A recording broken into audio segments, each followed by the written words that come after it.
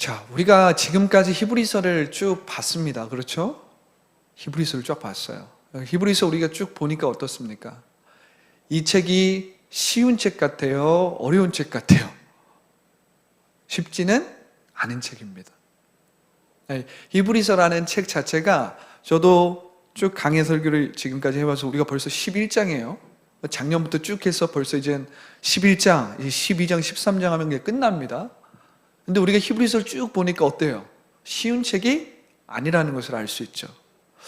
긴 것 같기도 하고 아닌 것 같기도 하고 이해가 될 것 같으면서도 또 좀 어렵고, 그죠? 이런단 말이에요. 근데 우리가 이 11장을 보면 이 11장은 믿음의 장이라고 하는 건 아주 유명한 장입니다. 사람들이 히브리서를 읽을 때 다 건너뛰고 1장 좀 읽다가 2장부터 조금씩 어려워지니까 딱 건너뛰고 11장부터 딱 보거든요. 11장은 굉장히 은혜롭고 믿음, 그리고 믿음의 거인들의 서사가 쫙 나오니까 우리가 힘들고 어려울 때 이 11장을 보는 그리스도인들이 많아요. 그리고 이 11장을 통해서 은혜를 받고 어떤 힘을 얻은 사람들이 많은데, 우리는 지금 쭉 1장부터 10장까지 쭉 강의로 왔기 때문에 여러분들이 이 11장을 정확하고 분명하고 은혜롭게 깨달을 수 있다는 것을 제가 믿습니다. 자, 우리가 지금까지 히브리서를 보면서 이 구약의 의미, 특별히 구약의 제사의 의미와 배경에 대해서 살펴봤어요. 그리고 그 구약의 제사의 빛으로 누구를 조명했죠? 예수님을 조명했습니다. 이것이 히브리서 기자가 전하고 싶은 포인트거든요. 예수님이 구약에 예언된 대로 죽으셨다가 다시 살아나셨다라는 거예요. 그리고 그것이 구약에 이미 제사의 모형 가운데 계속해서 드러났다라는 거예요. 이 구약의 제사, 이 대속의 제사, 이 유월절의 제사가 누구를 예표하고 있다는 거예요? 예수님을 예표하고 있다는 거예요. 그래서 히브리서 기자는 예수님께서 구약에 예언된 대로 죽으신 거예요. 그리고 구약에 예언된 대로 다시 살아나신 것입니다. 그러니까 히브리서 기자가 계속 강조하는 포인트는 무엇이냐면, 구약에 있었던 유한한 그리고 일시적인 제사, 반복되는 제사는 이제 이 예수님을 통해서 그 약속이 성취되었기 때문에 이제 영원한 대속의 그 역사가 이루어졌다. 이젠 더 이상 양이나 염소의 피로 1년에 한 번씩 우리가 대속제를 할 필요가 없다. 왜? 예수님께서 십자가에서 죽으셨을 뿐만 아니라 다시 사셨기 때문에 이 피는 어떻다?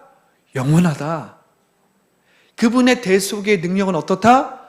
영원하다. 이것은 우리에게 영원한 대속의 효과가 있고 대속의 능력이 있기 때문에 이젠 우리는 이것을 가지고 주님 앞에 담대하게 나아갈 수 있다. 이게 히브리서 기자가 강조하고 있는 포인트입니다. 지금까지 이 얘기를 계속 장황하게 했던 거예요. 십자가에서 죽으시고 3일 만에 다시 사심으로 이 복음을 믿고 영접하는 자는 다 구원을 받을 수 있다. 그러니까 우리가 이젠 이전으로 돌아가서는 안 된다.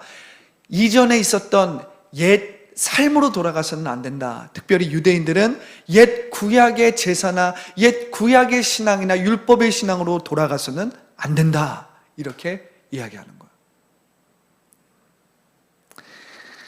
우리는 구약의 백성들이 붙들었던 약속이 성취된 시대를 살고 있는 거예요. 구약의 백성들은 하나님의 말씀을 통해서 약속을 받았어요. 그런데 그때는 그 약속이 성취됐습니까? 안 됐습니까? 안 됐어요. 그들은 약속을 받고 그 약속의 그림자 가운데서 인내하면서 끝까지 살았던 것이고, 우리는 어떻습니까? 우리는 그 구약에 말씀하신 약속이 성취된 거예요. 할렐루야. 이것이 놀라운 거죠. 이제 양이나 염소를 제사하는 일시적인 제사가 영원한 예수님의 대속의 그 사건, 십자가의 사건과 부활로 대체된 거예요. 바뀐 것입니다. 자, 기자가 전하는 핵심이 바로 이런 것이죠. 구약의 약속이 다시 사신 예수님을 통해서 성취되었다라는 거예요. 오늘 이 믿음, 이제 우리가 믿음장을 들어가는데요. 이 믿음장, 히브리서 11장부터 1절부터 3절로 오는 걸 우리가 나누는데, 이러한 맥락 안에서 이 믿음장으로 들어가야 돼요. 이해가 되십니까? 무슨 맥락이라는 거예요? 예수님께서 우리를 위해서 십자가에서 죽으시고 다시 사셨다. 예수님이 다시 부활하셨기 때문에 그분의 보혈과 그분의 대속의 그 능력은 우리 가운데 2000년이 지난 지금도 유효하다. 우리가 이 맥락에서 오늘 이 믿음장을 봐야 됩니다. 왜요? 우리가 2000년이 지난 지금 예수님의 그 보혈, 예수님의 그 십자가 사건이 어떻게 나와 연관이 될 수 있나? 어떻게 그렇게 오래된 그 사건, 그 피가 지금도 나에게 역사할 수 있을까? 우리가 그것에 대해서 그게 가능한 일인가? 너무 이 역사가 기니까. 그런데 예수님께서 십자가를 지실 뿐만 아니라 부활하셨기 때문에 이것은 가능한 것입니다. 그분이 부활하셨기 때문에 그분의 보혈은 지금도 유효한 거예요. 이것을 믿으십니까? 그분의 십자가의 그 능력은 지금도 우리의 삶을 변화시킬 수 있고, 우리의 죄를 씻을 수 있고, 우리를 새롭게 창조할 수 있고, 우리에게 새 생명을 줄 수 있다는 것입니다. 그분이 부활하지 않았더라면 그것은 2000년이 지난 우리와 상관이 없어요. 그분이 부활하셨기 때문에 이것은 우리에게 능력이 있는 것입니다. 할렐루야. 자, 그러면 오늘 본문을 통해서 우리가 믿음에 대해서 살펴보기 원합니다. 자, 여러분, 믿음이 뭐예요? 믿음이 무엇입니까? 우리가 믿음을 다 아는 것 같지만 사실 믿음을 모를 때가 참 많아요. 믿음이 무엇입니까? 우리가 하나님을 어떻게 인식합니까? 우리가 어떻게 하나님의 이름을 부르고, 우리가 어떻게 하나님을 마주하고, 우리가 어떻게 하나님의 옷자락을 붙잡을 수 있습니까? 그것은 믿음이에요. 믿음. 믿음은 하나님을 인식할 수 있는 유일한 수단이고 영적인 감각입니다. 우리가 믿음이 없이는 하나님을 기쁘시게 할 수 없고, 믿음이 없이는 하나님께 나아갈 수가 없거든요. 왜냐하면 믿음이 없이는 보이지 않는 하나님, 그 영이신 그 하나님을 우리가 인식할 수가 없어요. 믿음은 하나님을 인식하는 수단이자 유일한 영적인 감각입니다. 하나님께서 우리에게 많은 감각을 주셨는데, 보이지 않는 그 하나님을 인식하라고, 그 보이지 않는 하나님을 믿으라고 믿음을 허락하셨어요. 할렐루야. 그런데 이 믿음에는 참된 믿음과 거짓된 믿음이 있어요. 믿음에는 그냥 모든 믿음이 다 성경이 말하는 믿음이 아니고 참된 믿음과 거짓된 믿음이 있다라는 거예요. 그러면 우리가 이 참된 믿음, 거짓된 믿음을 어떻게 우리가 좀 분별할 수 있을까? 우리가 이것을 좀 살펴볼 필요가 있는데, 이 현대사회에서 아주 인기가 있는 주제가 무엇입니까? 이 현대사회에서 아주 인기가 있는 주제는 자기 개발이라는 거예요. 자기 개발. 이 자기 개발에도 믿음을 강조합니다. 이 자기 개발 자체는 뭐 나쁘거나 좋거나 이런 어떤 영역은 아닌데, 이 자기 개발에도 굉장히 믿음을 강조해요. 요즘 현대인들이 이 자기 개발에 굉장한 관심이 많잖아요. 자기 개발에 관한 책이나 뭐 영상을 통해서 아주 지대한 영향을 받고 있죠. 여러분들도 자기 개발에 대한 관심이 아주 많을 것입니다. 근데 우리가 이 자기 개발에서 말하는 믿음을 좀 살펴보면, 이 자기 개발에서 말하는 믿음 뭐예요? 그곳에서 말하는 믿음은 믿음을 위한 믿음이에요. 이게 무슨 말이에요? 믿음을 위한 믿음이다. 이게 무슨 말이냐면 믿음 자체가 목표라는 거예요. 믿음 자체가 목적입니다. 그러니까 믿음을 위한 믿음을 강조해요. 나 자신을 믿고 내 안에 잠재되어 있는 능력을 최대한으로 발휘하면 어떻게 된다는 거예요? 내가 원하는 것을 이룰 수 있고, 내가 꿈꾼 것을 이룰 수 있고, 내가 바라는 것을 얻을 수 있다. 이것이 자기 개발서에 나온 믿음의 가장 핵심적인 골자입니다. 믿음이라는 자기 개발에서 말하는 믿음이라는 골자를 보면 딱 이거예요. 믿음을 위한 믿음. 믿음 자체가 목표고 믿음 자체가 목적입니다. 그런데 이것은 뭐 자기 개발이 뭐 나쁜 것은 아니지만 이것은 성경이 말하는 참된 믿음이 아닙니다. 이건 그냥 믿음 자체가 수단이 아니라 믿음 자체가 목적이요 목표가 되어버린 거짓된 믿음인 거죠. 그럼 성경이 말하는 믿음은 뭐예요? 성경이 말하는 믿음, 성경이 말하는 믿음은 말 그대로 대상에 대한 믿음이에요. 대상. 잘 생각해 보세요. 우리가 믿음을 갖고 있는 것은 믿음을 위한 믿음 때문에 믿음을 강조하는 게 아니에요.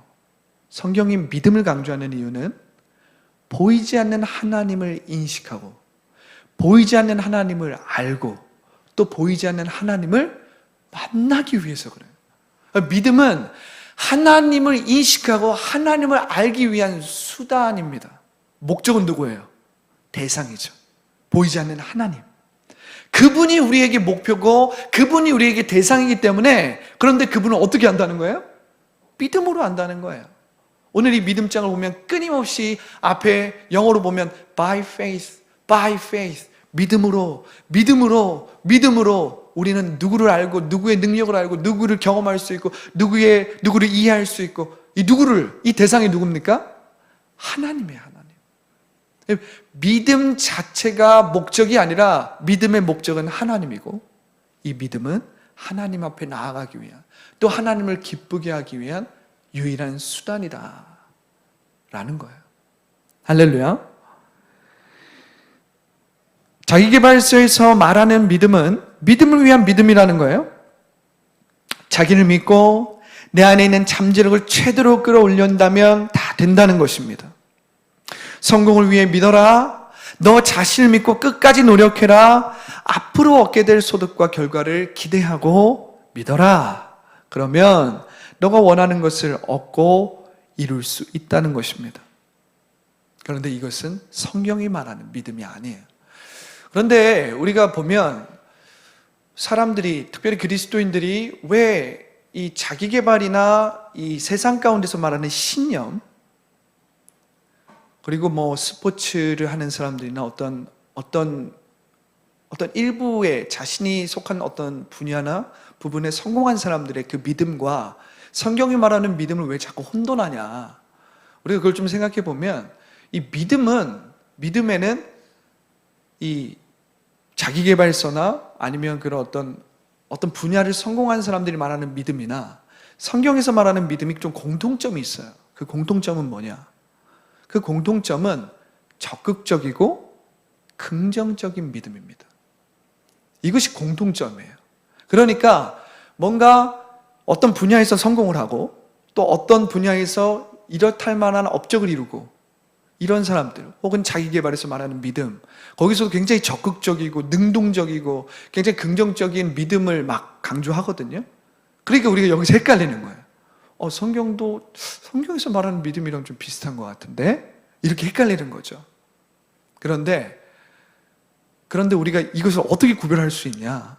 이 특징 자체로는 구별이 안 되는 거예요. 우리가 이것을 구별할 수 있는 방법은 목적, 목표, 대상이 무엇이냐는 거예요. 그리스도인들, 성경에서 말하는 믿음은 대상이 하나님이시고 또 그 하나님을 알고 하나님을 사랑하고 하나님을 기쁘게 하기 위한 유일한 수단으로 믿음을 강조하는 것이고, 세상에서 말하는 믿음, 어떤 성공한 사람들이 말하는 믿음, 자기 개발에서 말하는 믿음은 그 믿음 자체가 목적이어서 믿음을 위한 믿음을 강조하는 거예요. 그러니까 믿음을 위한 신념을 강조하는 거예요. 다시 말하면 심리학을 통한 믿음이라는 거죠. 또 다른 말로 하면, 그러니까 성경이 말하는 믿음은 대상이 다르다는 거예요. 목표가 다르다는 거예요. 믿음을 위한 믿음이 아닙니다. 믿음을 위한 믿음은 우리에게는 쓸데없는 거예요. 우리는 그 하나님, 보이지 않는 그 하나님을 알 수 있는 수단으로서 믿음을 강조하는 것입니다. 할렐루야. 그래서 믿음이 없이는 하나님을 기쁘게 할 수 없다는 말이 나오는 거예요. 믿음은 막연하게 나 자신을 믿고 앞으로 이루어질 어떤 현상을 믿고 스스로를 세뇌하는 것이 아닙니다. 그렇죠? 우리 스스로를 막 세뇌하는 것이 아니에요. 우리가 잘 보세요. 우리가 스스로 세뇌한다. 나는 할 수 있어. 나는 뭔가 될 수 있어. 스스로 세뇌한다. 여러분, 북한도 선전을 합니다. 그렇죠? 북한도 그 지도자를 막 선전해서 막 세뇌를 시켜요. 여러분, 이단들도 자기 교주를 막 선전합니다. 이건 믿음이 아닙니다. 이건 사람이라면 할 수 있는 거예요. 사람이라면 누구나 할 수 있는 일이에요. 자, 어떤 스포츠 선수가 아주 굉장한 기록을 냈어요. 그 사람들이 인터뷰해 보십시오. 굉장한 믿음이 있습니다. 자신의 능력에 대한 믿음이 있고요. 그래서 막 부단히 훈련합니다. 막 먹을 것도 제대로 먹지 않고 막 시간을 아껴가면서 막 훈련에만 매진합니다. 그게 뭐예요? 자기를 막 세뇌시킨 거죠. 막 자기를 건강하게 세뇌시켜서 그 목표한 바를 이루는 것입니다. 이것은 성경에서 말하는 믿음은 아니에요.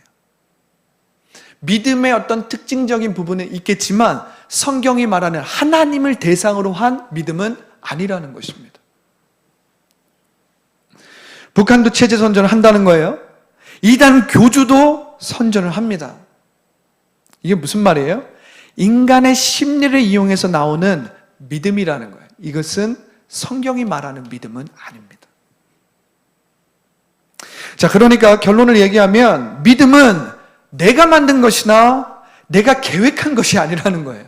내가 상상해서 되는 것은 그냥 내가 쇠뇌하고 내가 어떤 그 믿음, 내 안에 있는 그냥 믿음을 사용하는 것 뿐이지 이것은 성경이 말하는 믿음은 아니라는 거예요. 자, 그럼 믿음은, 성경에서 말하는 믿음은 무엇입니까? 성경에서 말하는 믿음은 하나님이 주신 거예요.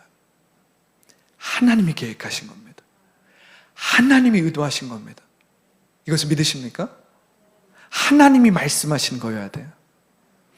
자, 그러면 우리가 오늘 말씀을 통해서 어떤 은혜를 받을 수 있습니까? 자, 그러면 믿음은 무엇입니까? 우리가 다시 한번 이 말씀으로 돌아와서 믿음이 무엇인지 우리가 생각해 볼 필요가 있습니다. 오늘 히브리서 11장 1절은 믿음이 뭐라고 해요? 믿음은 바라는 것들의 실상이요 보이지 않는 것들의 증거라고 이야기합니다. 할렐루야. 그리고 2절에 보면 선조들은 이 믿음으로 살았기 때문에 훌륭한 사람으로 인정되었다라고 얘기합니다. 믿음은 서사가 있다는 거예요. 믿음은 그냥 뜬구름을 잡는 게 아닙니다. 믿음은 그냥 상상해서 만들어지는 것이 아니에요. 믿음은 그냥 상상해서 쇠뇌시키는 것이 아닙니다. 그것은 북한이나 그것은 이단 교주나 아니면 어떤 좋은 의미에서, 훌륭한 의미에서 어떤 스포츠를 하는 사람이나 어떤 분야에서 성공한 사람들이 말하는 믿음일 뿐이에요. 그리고 3절에 보면 믿음으로 우리는 세상이 하나님의 말씀으로 지어졌다는 것을 깨닫습니다. 보이는 것은 나타난 것으로 된 것이 아닙니다. 이것이 믿음이라는 거예요. 자, 11장 1절에 보면 믿음은 바라는 것들의 실상이다. 보이지 않는 것들의 증거다라고 나오죠. 본래 이 실상과 증거라는 말은 같은 말이에요. 거의 비슷한 말입니다. 실상이다라는 말은 무슨 말이에요? 믿음에는 실체가 있다라는 말이죠. 믿음에는 실체가 있다. 자, 실상이란 말은 실체, 보증, 확신이라는 뜻입니다. 그러니까 믿음은 내가 만들어낸 상상이 아니라 이미 실체가 존재한다는 거예요. 실체가. 믿음은 이미 실체가 존재하는 것을 확신한다라는 거예요. 할렐루야. 내가 만든 실체가 아니라, 내가 만든 보증서가 아니라 누가 만든 거예요? 하나님이 말씀으로 만든 세계의 실체. 하나님이 약속한 보증수표가 있다는 거예요. 이게 자기 개발서나 다른 어떤 분야에서 성공한 사람들이 말하는 믿음과 성경이 말하는 믿음의 차이입니다. 여러분이 딱 이것만 아시면 되는 거예요. 아, 성경이 말하는 믿음도 긍정적인 것, 그리고 진취적인 것, 적극적인 믿음을 강조하는데 그것의 차이는 무엇이냐? 대상이다. 그것의 차이는 무엇이냐? 목적이 다르다. 세상이 말하는 자기 개발서나 어떤 분야에서 성공한 사람들이 말하는 믿음은 믿음 자체가 목적이고 믿음 자체가 목표입니다. 믿음을 위한 믿음을 강조하는 거예요. 성경이 말하는 믿음은 무엇이냐? 보이지 않는 하나님을 인식하고 보이지 않는 하나님을 알고 보이지 않는 하나님을 만나기 위한 수단으로서 믿음을 강조하는 것이고 그 믿음을 유일한 수단이라고 말하는 것이구나. 그런데 그 특징은 일부 공통점들이 있구나. 왜요? 믿음이라는 것, 성경에서 말하는 믿음은 굉장히 진취적이고 적극적이고 수동적인 것이 아니에요. 긍정적인 것입니다. 성경에서 말하는 믿음은 생명을 긍정하는 믿음이에요. 창세기 1장에서 우리가 그것을 만나지 않습니까? 생육하고 번성하여 땅에 충만하라, 땅을 정복하라, 땅을 다스리라. 성경에서 말하는 믿음은 굉장히 생명을 긍정하고 진취적이고 수동적인 게 아닙니다. 굉장히 능동적이에요. 그래서 우리가 헷갈릴 수 있다는 거예요. 그런데 우리가 거기서 믿음을 구별하려고 해서는 안 되고, 믿음을 구별하기 위해서는 대상, 목적이 무엇인가? 우리가 이 믿음을 가지고 누구를 알고 싶고 누구를 만나고 싶은가? 이 대상을 생각하면 세상에서 말하는 믿음과 성경에서 말하는 믿음을 여러분들이 정확하게 구별할 수 있고 분별할 수 있다는 거예요. 할렐루야. 자, 믿음이라는 것은 내가 만든 실상이 아니에요. 내가 만든 실체가 아닙니다. 성경에서 말하는 믿음, 이 실체는 하나님이 만든 실체. 자, 그러니까 첫 번째 결론이죠. 첫 번째 결론은 성경이 말하는 믿음의 대상과 목표는 내가 아니고 성공도 아니고 물질도 아니고 뭐예요? 보이지 않는 하나님이 말씀하신 약속이다. 이 보이지 않는 하나님이 말씀하신 이 약속이 믿음이다라는 거예요. 이것을 약속의 믿음이라고 하는 거죠. 믿음은 하나님이 말씀하신 약속의 믿음이다. 이것이 첫 번째 포인트고요. 자, 두 번째, 믿음은 바라는 것들의 실상, 보이지 않는 것들의 증거라고 했잖아요. 두 번째 믿음은 보이지 않는 것들의 증거라고 했어요. 자, 이 증거는 누가 만드는 거예요? 내가 만드는 거예요? 다른 사람이 만드는 것입니까? 아니에요. 이 증거는 보이지 않지만 살아계시는 하나님이 만드는 증거여야 해요. 그러니까 믿음은 바라는 것들의 실상이 되고 보이지 않는 것들의 증거가 되는 것입니다. 할렐루야. 자, 우리가 법정에서 이 증인석에 서서 뭔가를 증언한다는 것은 내가 증거를 갖고 있어야만이 가능한 것입니다. 그렇죠? 내가 증인석에 앉아서 무엇인가를 증거한다는 것은 때때로 나의 이름을 거는 것이고 때때로는 자기의 생명을 거는 거예요. 자기가 허위로 보고했을 때 때때로는 자신의 생명을 담보로 할 수도 있는 것입니다. 여기서 바라는 것들의 실상, 보이지 않는 것들의 증거다라는 말은 사람이 위조한 증거가 아니고 다른 사람이 거짓으로 만든 이단과 같은 증거가 아니라 하나님이 친히 만든 증거여야 된다는 거예요. 그럼 이 증거는 무엇입니까? 이 증거는 뭐예요? 바로 부활의 증거인 줄 믿습니다. 예수님의 부활의 증거인 줄 믿습니다. 여러분, 그리스도인들이 갖고 있는 증거가 뭐예요?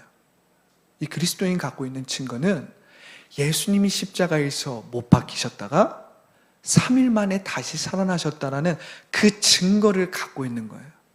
자, 구약의 백성들은, 지금 히브리서 기자가 이거 얘기하는 거거든요.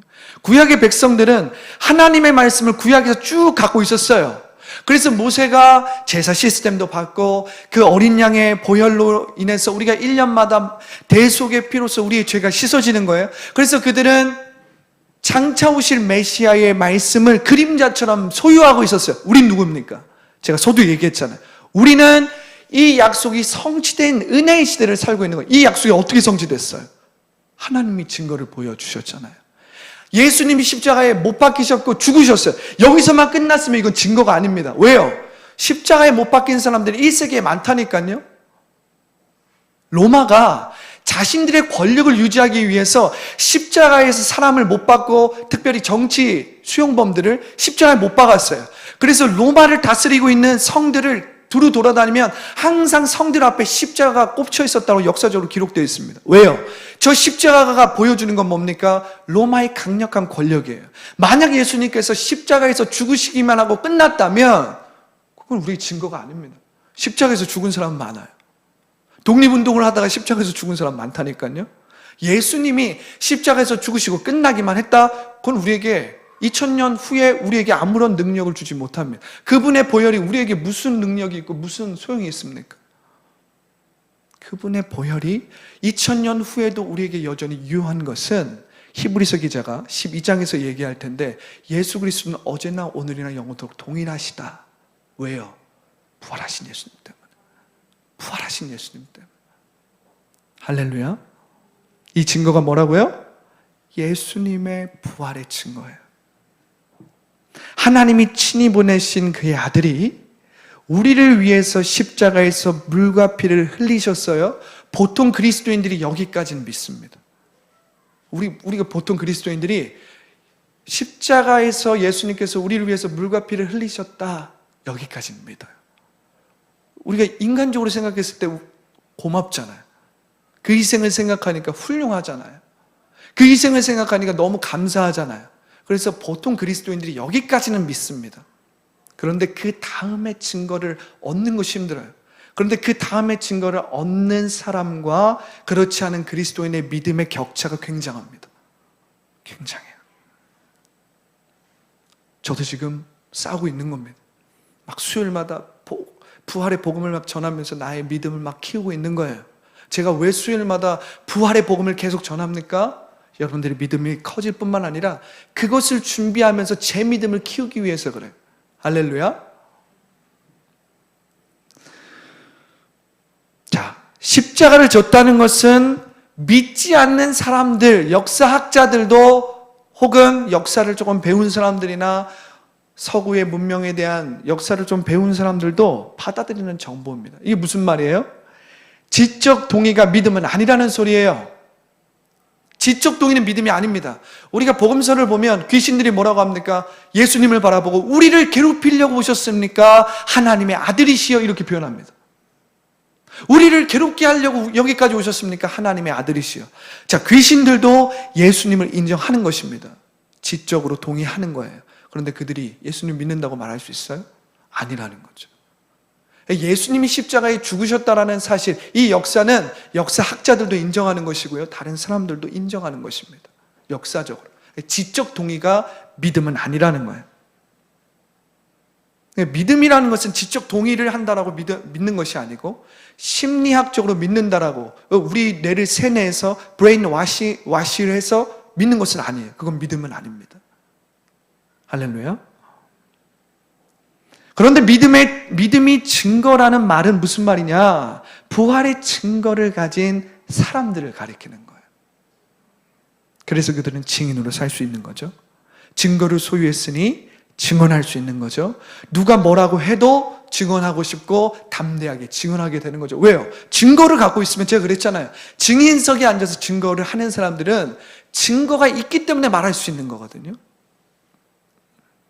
그래서 제자들도 예수님이 부활한 후에야 예수님이 하신 말씀을 온전히 100% 믿을 수 있었다는 거예요. 자, 두 번째 포인트는 믿음은 예수님의 부활의 증거의 믿음입니다.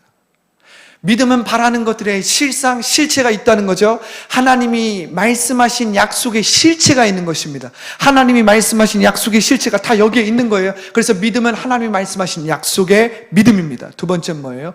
믿음은 부활의 믿음이다. 부활의 증거의 믿음이다라는 거예요.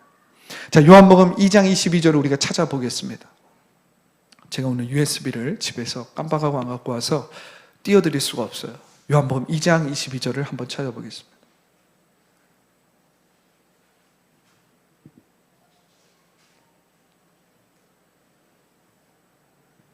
자, 읽어보겠습니다. 자, 시작.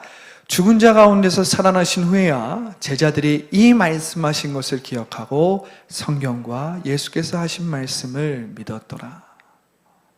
예수님께서 죽은 자 가운데서 살아나신 후에야 제자들이 이 말씀하신 것을 기억하고 성경과 예수께서 하신 말씀을 믿었다는 거예요. 우리가 이 말씀을 보면 어떻습니까?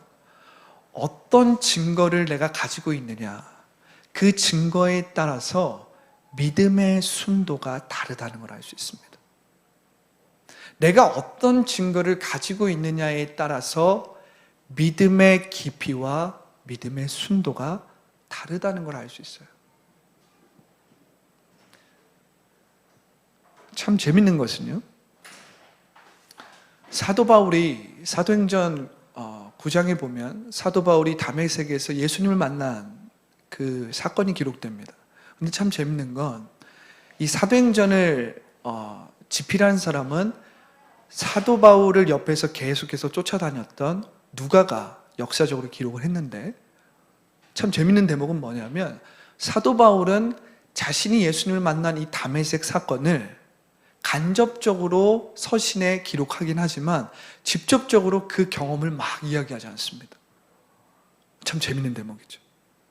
내 생각에는 이걸 간증하고 막 사람들에게 알려줘야 될 것 같은데, 그래서 이 간증을 막 나눠야 될 것 같은데, 사도 바울은 다메섹 사건 이야기를 간접적으로는 하는데 직접적으로 그 이야기를 막 서신서에 쓰지 않아요. 물론 그가 구두로 막 설교하고 이야기하고 가르칠 때는 했을 수도 있겠죠. 그런데 서신서에 간접적으로만 드러내놓고 하지 않아요. 왜 그럴까요? 사도 바울의 이 경험, 이 체험은 사도 바울의 특별한 체험입니다. 이거 무슨 말이에요? 이것은 보편적인 증거는 될 수 없다는 거예요. 무슨 말인지 알겠죠? 다른 사람에게, 어떤 사람은 저의 경험은 저의 경험이죠. 그런데 이 경험은 여러분들의 경험은 아닙니다. 그리고 제가 이 경험을 여러분들에게 강요한다고 해서 똑같은 경험을 할 수 있는 것은 아닙니다. 여러분들은 여러분들의 교육 수준과 여러분들의 삶의 환경과 여러분들의 상황과 여러분들의 상처 가운데서 예수님을 예수님으로 만나는 거죠. 그래서 사도 바울은 자신이 다메섹에서 예수님을 만난 그 사건을 구두에서 설교를 통해서 직접적으로 얘기할 수 있었겠지만, 그랬을지 모르겠지만 서신서에는 직접적으로 말하지 않습니다. 그리고 뭐라고 합니까? 내가 예수 그리스도의 십자가와 그분의 부활 외에는 아무것도 전하지 않기로 한다. 무슨 말이에요? 증거는 모든 사람들이 받아들일 수 있는 이 증거, 이 증거가 조명되는 거 안에서 여러분들이 다 하나님을 경험할 수 있고 여러분들이 예수님을 경험하는 모든 경험과 체험을 다룰 수 있다는 거예요. 하나님이 은혜를 주시는 건 그 사람의 성격과 상황과 그 사람의 환경과 그 사람의 교육 수준과 그 사람이 처해 있는 모든 여건에 따라서 다 다르게 임합니다. 저는 중고등학교 때 예수님을 만났고 그 예수님을 만나서 이렇게까지 된 것이고, 근데 제가 그 경험을 여러분들에게 강요하는 것이 아니잖아요. 근데 이단들은 그걸 그렇게 강요합니다. 이단들은 그러한 형태를 강요하는 거예요. 그런데 복음이나 말씀은 그걸 강요하는 게 아니에요. 증거를 강요합니다. 증거가 있다라고 얘기하고 증거가 있다라고 말하고 그 증거를 위해서 목숨을 바치고 그 증거를 위해서 생명을 바치는 거예요. 왜냐하면 그 증거를 받은 사람은 자신이 처해 있는 상황과 환경 가운데서 주님을 다 다르게 만나거든요. 그런데 같은 증거입니다. 증거는 같은 거예요. 그 모습은 다를 수 있어요. 할렐루야. 저는 오늘 이 말씀을 보고 제가 내가 보는 믿음은 이라는 제목으로 이 말씀을 준비하면서 이런 좀 깊은 울림이 있었는데요. 여러분이 만약 예수님이 십자가에서 죽으시고 3일 만에 다시 살았다라는 부활의 증거를 확실히 가지고 있다고 한번 생각해 보세요. 이게 믿어지기 시작한다고 생각해 보세요. 여러분들이 예수님 부활하신 분이 맞네? 이런 거거든요. 제가 중학교 2학년 때 모태신앙이었는데 중학교 2학년 말에 예수님을 만났잖아요. 그때 느꼈던 게 뭐냐면 이분이 부활하신 진짜 살아계신 분이 맞네? 그러니까 무엇이 보였냐면 내가 죄인이네. 내가 이분이 내가 모태신앙으로 섬겼지만 이분을 항상 막연하고 그냥 종교적으로 그냥 아무런 의식이나 아무런 감정 없이 믿었는데 이분을 만나고 보니까 이분이 부활하신 분이 맞네, 이분이 하나님의 아들이 맞네. 그러니까 어떻게 해요? 내가 보이는 거거든요. 내가 죄인이구나, 내가 연약한 사람이구나. 그러니까 자, 생각해 보세요. 죽음을 이기신 예수님의 부활의 증거가 확실하다면 여러분 안에 불가능한 일이 있을까요? 사도 바울이 내게 능력 주시는 자 안에서 모든 것을 행할 수 있다라고 말하지 않았습니까? 여러분, 이 말이 뭐예요? 이것은 부활 증거의 믿음입니다. 할렐루야. 부활의 주님이 내게 능력을 주시기 때문에 내가 모든 것을 할 수 있다라고 고백할 수 있는 거예요. 믿음 보이지 않지만 실체가 있어요. 믿음은 뜬구름을 잡는 게 아니라는 겁니다. 믿음은 보이지 않는 실체, 즉 현재 내 눈에 보이지 않지만 2000년 전에 모든 사람을 위해 십자가를 지시고 3일 만에 부활하신 분이라는 실체가 있다는 것입니다. 믿음은 바라는 것들의 실상이요, 보이지 않는 것들의 증거라고 하는 것. 그분은 부활하셔서 40일 동안 그의 제자들과 함께 머무셨습니다. 이것을 2000년 동안 사도들과 초대교회들과 믿음의 거인들이 전파했고 증언했습니다. 그리고 때때로는 이 복음, 이 부활의 복음 때문에 그들은 고난과 고초를 당했고요, 때때로는 죽음, 순교도 당했습니다. 2000년 동안. 만약 부활의 증거가 여러분 안에 확실하게 믿어지면 어떤 일이 일어날까요? 여러분이 하는 일이 바뀌지 않겠습니까? 여러분들이 보는 것이 바뀌지 않겠어요? 시시한 것들에 의해 여러분의 시선과 마음이 빼앗기겠습니까? 그럴 수 없다는 거예요. 그러니까 오늘 우리가 요한복음 2장 22절에서 제자들이 예수님이 죽은 자 가운데서 살아나신 후에야 비로소 예수님이 말씀하신 것, 그리고 성경을 믿었더라 이러잖아요. 그 전까지는 예수님 믿긴 믿었어요. 3년 동안 예수님을 쫓아다녔습니다. 예수님이 행하시는 표적을 보면서 그것을 자기의 증거로 삼았어요. 그런데 결정적인 순간에 어떻게 해요? 무너져요. 결정적인 순간에 그들이 예수님을 모른다고 부인했단 말이에요. 그런데 그들이 예수의 부활의 증거가 딱 들어오니까 어떻게 됩니까? 그들의 믿음의 순도가 30%, 60%, 100%로 변화되었다는 거예요. 할렐루야. 제가 이 말씀을 준비하면서 이 부활의 증거가 믿음이 되기를, 주여, 부활의 증거가 더라이프 교회 성도들 안에서 풀어지고 믿어지게 될 줄 믿습니다. 이렇게 기도를 했어요.